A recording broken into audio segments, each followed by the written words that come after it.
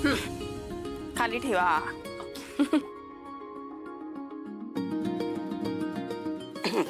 तयारी झाली आता.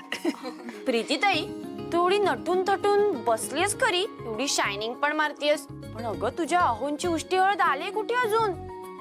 ज्योतिताई, हिला लग्न आधीच विसरले की काय जिजू? कीर्ती, उगाच थट्टा करू नको तिची. तुझ्या ताईचा स्वभाव तुला माहितीये ना.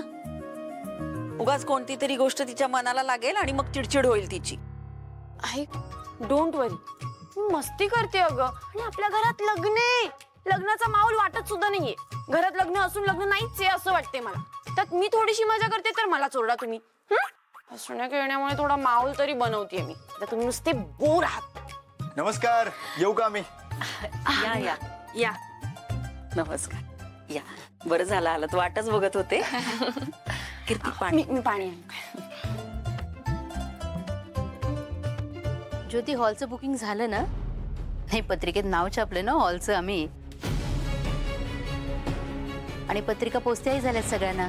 आयत्या वेळेला गोंधळ व्हायला नको, नाही तर आम्हालाच पैसे द्यायला लागायचे हॉलचे. आत्या, काय बोलतेस?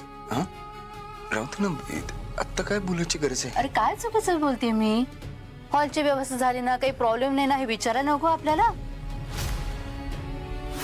नाही, कसं आहे ना, उद्या आणि पूर्ण पैसे भरले नसतील आणि हॉलवाला म्हणाला की मी नाही देत हॉल, तर धावपळ नाही का व्हायची आयत्या वेळेला? काय बोलतेस तू?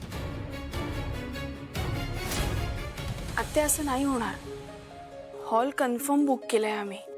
प्रीतीताई आणि स्वराज जिजूचं लग्न त्याच हॉलमध्ये होईल. तुम्ही अजिबात काळजी करू नका.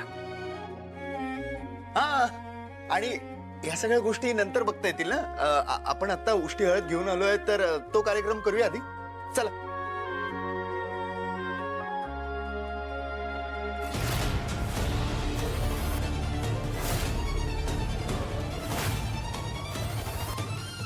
मी आहे बाहेर. तुम्ही सुरू करा, मी आहेच. दीप,